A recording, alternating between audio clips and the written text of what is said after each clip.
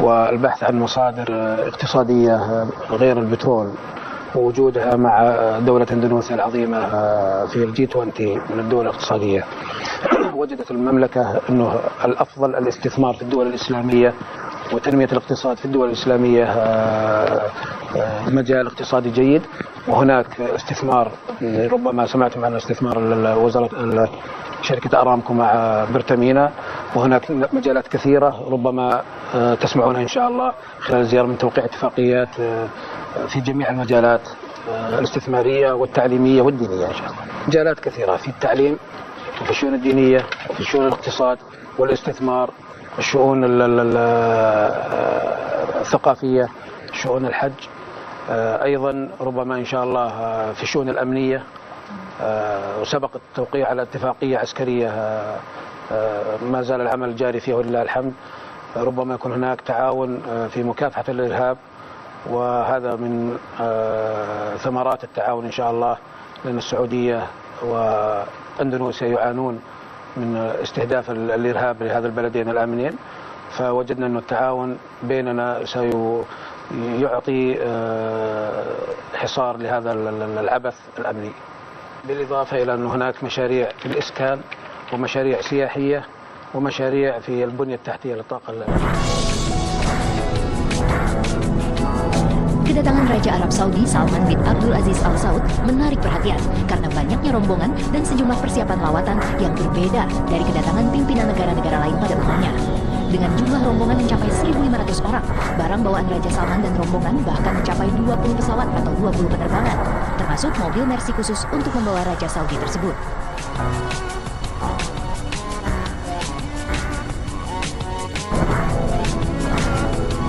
Dua unit Mercedes Maybach S600 telah tiba di Bandara Internasional I Gusti Ngurah Rai Denpasar, Bali.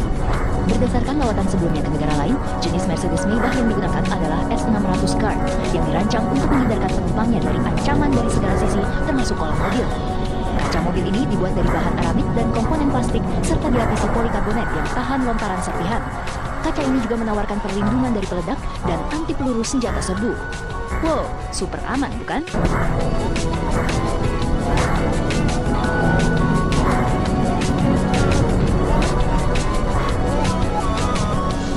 Jangankan fasilitas kendaraan, tangga pesawat pun khusus didatangkan dari Arab Saudi. Tangga tersebut berwarna putih dan berhiaskan kaligrafi emas di bagian atasnya. Tangga motorik tersebut memiliki fungsi yang sama dengan eskalator, sehingga sang raja tak perlu banyak-banyak melangkahkan kaki saat turun dari pesawat. Apalagi usia Raja Salman telah menginjak 81 tahun.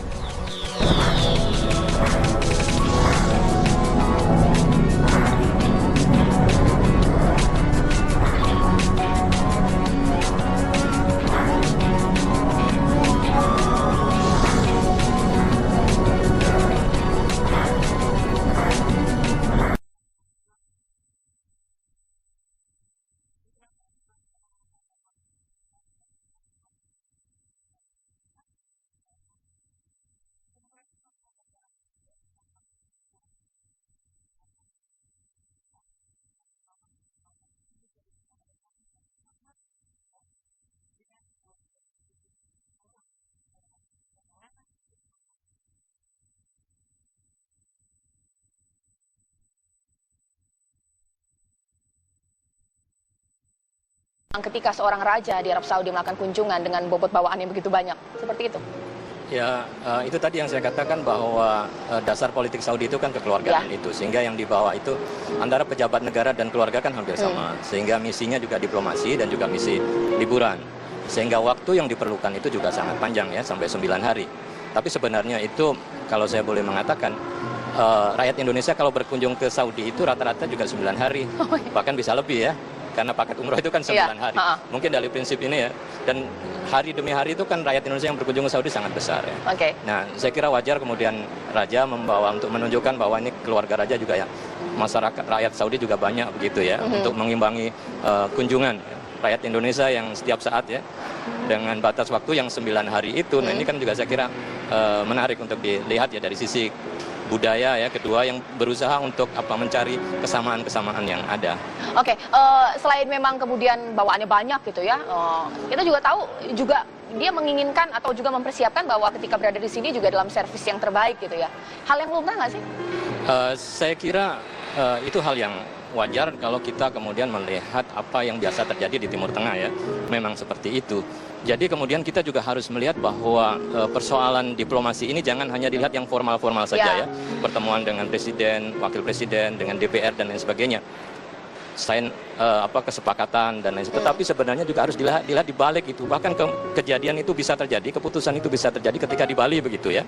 Akan terjadi tambahan yang lebih positif boleh jadi ketika itu. Ini kan karena model politik yang bersifat kekeluargaan itu. Jadi tidak harus di depan meja kemudian terjadi kesepakatan ya. Boleh jadi di luar itu ketika berlibur tiba-tiba kemudian ada kesepakatan lintasan yang disampaikan oleh raja atau keluarga, pangeran dan sebagainya untuk menambah nilai investasi dan lain sebagainya. Itu juga saya kira sangat-sangat informal. Oke, meskipun memang kunjungan ini kan simbolis, pastinya kan nanti kan ada runtutan hal yang dilakukan jika kemudian melakukan kerjasama ya antara Indonesia dan juga Arab Saudi. Tapi agar kunjungan ini juga bisa kita hadapi dengan maksimal mungkin, apa yang harus dilakukan oleh eksekutif kita dan juga legislatif kita ya? Ya, saya kira selama 9 hari itu akan selalu menjadi pembicaraan ya baik di Indonesia maupun di Saudi sendiri ya terhadap katakanlah pelayanan, sambutan dan lain sebagainya. Artinya walaupun kunjungan kenegaraannya formalnya 3 hari, tetapi itu artinya juga sampai kepada hari terakhir ya, sampai kemudian beliau maintain hubungan kemudian say goodbye, selamat sampai di sana. Setelah itu akan dikembangkan kerjasama berikutnya. Nah sekarang ini kan seperti test case saja untuk melihat sejauh mana keseriusan katakanlah ya Indonesia ya untuk kemudian menjalin hubungan yang lebih mesra dengan Arab Saudi. Nazarudin melihatnya seperti ini, langsung dari Makassar. Selamat malam Pak. Selamat malam, Assalamualaikum warahmatullahi wabarakatuh. Ya, saya senang sekali ya berkesempatan pada malam ini. Kebetulan saya ada acara di Makassar dan begini Mbak, saya baru juga kembali dari Riyadh ya kan. Sempat ngomong-ngomong dengan beberapa kawan-kawan di kalangan akademisi dan pengusaha di Saudi Arabia ya. Saya juga bertanya kira-kira apa yang menjadi motif kunjungan raja sedemikian lama dan sedemikian jumlah besar yang akan berkunjung. Kalau informasi terakhir itu bisa lebih dari 1.000 orang ya. Bisa sampai 1.500 dengan kekuatan pesawat besar, lebar dan menengah itu sekitar lebih 10 pesawat ya kan. Nah kalau kita lihat hanya 3 negara muslim atau negara mayoritas muslim yang masuk dalam negara G20. G20 yaitu pertama Indonesia, Saudi Arabia dan Turki. Nah kita tahu seperti yang disampaikan tadi teman kita bahwa memang investasi Saudi Arabia itu di Eropa dan di Amerika itu cukup besar. Tapi sepertinya juga perkembangan terakhir ini, banyak dari kalangan swasta Saudi Arabia dan kalangan pengusaha Timur Tengah yang lain merasa nggak nyaman dengan kehadiran Presiden baru Amerika sekarang ini. Sehingga dengan demikian mereka mencari tempat mana kira-kira yang paling bagus untuk melakukan investasi. Nah kalau kita hitung negara-negara muslim yang paling aman di seluruh dunia sekarang ini, ya kawan-kawan saya di Amerika itu ada beberapa, Saudi Arabia di Riyadh itu, kami ada seminar baru-baru ini, mereka menyebutkan bahwa tempat yang paling aman sekarang ini adalah Indonesia. Bukan saja aman dari segi gangguan politik, keamanan dan sebagainya, tapi aman dari segi investasi, karena mereka juga membaca angka-angka perkembangan pertumbuhan ekonomi Indonesia kan. Jadi mereka itu yang datang, 1.500 orang itu adalah kalangan pengusaha. Saya kenal beberapa orang di antaranya, dan itu anak-anak muda, tapi itu Masya Allah itu memiliki uang yang sedemikian banyak. Dan mereka itu sangat tertarik untuk berinvestasi di Indonesia. Nah jadi kunjungan Raja Saudi nanti besok ini, itu ada beberapa kesempatan yang betul-betul perlu kita manfaatkan, terutama dari para pengusaha. Pertama, karena kita tahu bahwa Raja Salman ini adalah hemat saya pribadi ya. Saya sedikit tahu tentang raja-raja yang pernah berkuasa di Saudi Arabia. Raja Salman ini termasuk salah seorang raja yang sangat moderat. Pandangan-pandangan politiknya pun juga sangat moderat. Makanya itu terjadi modernisasi di lingkungan universitas-universitas yang ada di Saudi Arabia. Kita tahu banyak pergantian rektor, kemudian juga banyak pergantian dekan-dekan, ketua-ketua jurusan bahkan. Dan mereka kekuatan raja sekarang ini memilih kira-kira siapa yang bisa membawa Saudi Arabia ke dalam suasana masyarakat modern. Jadi sering kita baca sekarang ini, wah ini kok Saudi Arabia ini mungkin krisis ekonomi, enggak. Terjadi semacam rasionalisasi manajemen pemerintahan Saudi sekarang ini. Jadi menerapkan apa yang disebut dengan penerapan pembangunan efisien dan efektif itu sekarang sedang terjadi di Saudi Arabia. Jadi potensi-potensi mereka itu dimanfaatkan untuk memperkembangkan ekonomi mereka. Nah terakhir untuk kita di Istiqlal juga selaku imam besar, ketika kami menerima tim advance mereka, ya salah seorang petinggi dari Saudi Arabia pada waktu itu, saya sendiri yang terima. Alhamdulillah, mereka juga sangat agak kesulitan untuk menerjemahkan bagaimana caranya nanti ini Raja Saudi ini harus mendaki ke lantai 2 Masjid Istiqlal, nggak ada lift kita pada waktu itu. Lift yang ada itu hanya lift untuk penyandang cacat, itu lambat sekali naik ke lantai 2-nya. Terus saya ditanya, apakah bisa Istiqlal membangun sebuah lift? Saya bilang, insya Allah bisa. Akhirnya pada malam itu, sore pagi hari itu saya langsung ketemu dengan salah seorang pejabat kita. Terusan saya ingin sebutkan namanya di sini. Saya berterima kasih kepada Ibu Rini, ya Menteri BUMN. Ibu, kami akan kedatangan tamu, tapi liftnya Istiqlal ini belum ada. Nah, loh, ini kan waktunya sudah mepet ini Pak Nasar, apa bisa? Saya bilang terserah Ibu, kira-kira mungkin yang paling tahu tentang bisa atau tidaknya itu adalah tim Ibu nanti. Akhirnya Ibu dalam waktu yang sangat singkat berkomunikasi dengan seseorang. Kita butuh waktu 28 hari pada waktu itu. Akhirnya Ibu Rini mengatakan, insya Allah bisa Pak Nasar. Dan siang itu juga langsung timnya datang, kami terima. Dan kerjanya 24 jam. Subhanallah, dalam tempo tidak sampai 28 hari. Baru 2 minggu dari hari ini, itu sudah bisa dipakai liftnya itu. Dan liftnya termasuk, ya bagus ya. Kami berterima kasih kepada Waskita Karya. Ya. Kebetulan dirutnya itu adalah teman kita juga ya, jamaah kita. Alhamdulillah. Baik. Pada kesempatan ini juga saya berterima kasih kepada Waskita Karya. Di samping itu juga ada persiapan lain tentunya ya. Kita perbaharui semua karpet-karpet yang ada. Kemudian dalam waktu dekat ini juga akan ada dekorasi-dekorasi khusus lah di Masjid Istiqlal. Ya, bukan karena beliaunya akan datang, rajanya akan datang. Memang sudah sampai saatnya, seperti para pemirsa tahu. Ini kan kepemimpinan baru di Masjid Istiqlal, saya juga baru. Dan teman-teman dari Badan Pelaksana pun juga baru. Kita mencoba untuk menciptakan Masjid Istiqlal yang ramah terhadap tamu-tamu asing, ramah terhadap orang kita sendiri, pokoknya ramah untuk semuanya. Insya Allah Istiqlal untuk semua, dan akan menjadi masjid kebanggaan kita, khususnya umat Islam di Indonesia. Baik Pak Nazarudin, nah dengan kunjungan ini, DPR sudah bersolek, Istiqlal juga sudah bersolek. Pertanyaan saya, apakah kunjungan atau lawatan ini juga bisa dinikmati oleh masyarakat kebanyakan pada saat kemudian kunjungan tersebut? Masyarakat awam boleh nggak sih kemudian melihat gitu, ikut menikmati kunjungan tersebut? Bagaimana Pak? Iya, kita tidak ada masalah. Kita nggak bisa melarang orang datang ke masjid siapapun, asal tujuannya untuk beribadah terutama ya kan. Dan kita pun juga di Istiqlal itu kan sudah ada sistem pengamanannya juga, jadi juga tentu sudah steril ya. Teman-teman juga dari Pas Pampres itu sudah sangat siap untuk. Dan yang jadi tantangan kami sekarang ini, terlalu banyak yang meminta kami, grup-grup pengajian, grup-grup jamaah dari masjid-masjid lain, ingin sekali menjadi jamaah Masjid Istiqlal, ingin hadir menyaksikan Raja Saudi di Istiqlal. Baru tadi ini pucuk pimpinan Muslimat Nahdlatul Ulama itu mau membawa masanya ke Istiqlal dalam rangka ikut serta menjemput Raja Saudi.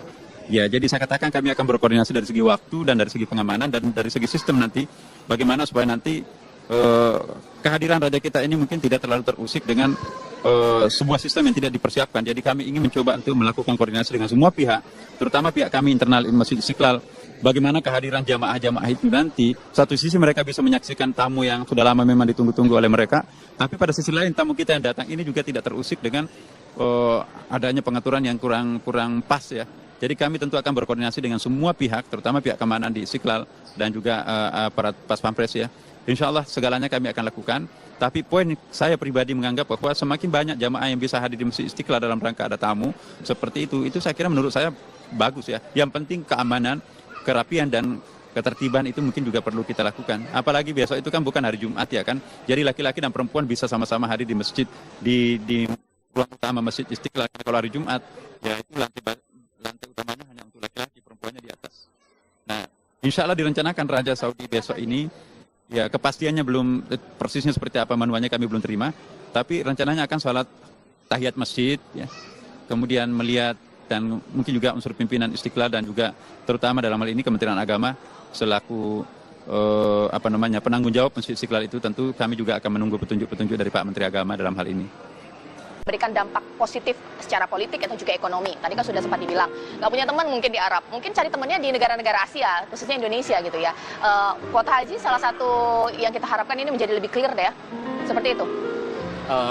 Ya, saya kira sebenarnya persoalan kuota haji itu kan dari sisi kepentingan nasional itu adalah sebenarnya nomor sekian. Karena yang utama kan adalah bagaimana kemudian membangun ya hubungan dengan Arab Saudi, kemudian menempatkan prioritas ekonomi ini pada nomor satu. kalau ini sudah terjadi kesejajaran sebagai mitra strategis, maka sebenarnya masalah kuota haji ya, kemudian masalah-masalah perlindungan TKI itu dengan sendirinya akan settle. Jadi seperti itu. Jadi saya kira dengan dua hal memang antara ekonomi dan politik. Kalau di Arab Saudi kan memang tipikal karakteristik budaya mereka antara ekonomi dan politik itu menjadi satu kesatuan. Pemegang kekuasaan ekonomi adalah keluarga raja, kekuasaan politik juga keluarga raja. Artinya bahwa mereka yang datang ini mengemban dua misi, ekonomi dan juga politik, karena mereka kan satu kesatuan dalam keluarga. Indonesia kan sepakat untuk mengambil gerakan non-blok, tidak memihak blok-blok manapun. Kita tapi tahu cukup dekat dengan Iran, tapi Iran dan Arab Saudi ini menjadi ekstensi yang berbeda. Gimana kita memposisikan diri ini? Jadi kita kemudian, tadi kita bicara masalah ekonomi ya, kemudian sekarang kita bicara tentang bagaimana kondisi politik regional ya. Kalau kita ketahui kondisi terakhir memang Iran sedang ekspansif ya, kekuatannya cukup kuat, kemudian dibantu oleh Rusia ya, yang sedang bangkit ya, masuk ke wilayah-wilayah di Timur Tengah. Sementara Saudi yang memiliki teman setia Amerika, sebenarnya kan Amerika pada pemerintahan Trump ini mulai menarik diri. Sehingga sebenarnya Saudi dalam kondisi sendiri ya, mencari teman. Ini kalau dari sisi politik. Oleh karena itu, teman yang memiliki hubungan yang kuat ya, dari sisi ideologi politiknya ya, Sunni, maka sebenarnya adalah Indonesia. Ya. Sehingga Indonesia kemudian menjadi alternatif ya di balik kunjungan untuk mencari teman. Karena juga pendekatan Iran terhadap pemerintah Indonesia juga sangat intensif ya. Ini juga saya kira juga dibaca oleh Arab Saudi, bahwa Arab Saudi tentu tidak mau ketinggalan ya dengan terobosan yang dilakukan Iran misalnya. Maka kemudian sekarang kita lihat ya betapa kemudian Arab Saudi ini all out ya, raja dengan 1.500 delegasi ya, ada 10 menteri dan 25 pangeran. Ini kan suatu jumlah yang sangat besar yang jarang dilakukan oleh negara manapun kecuali Saudi ini.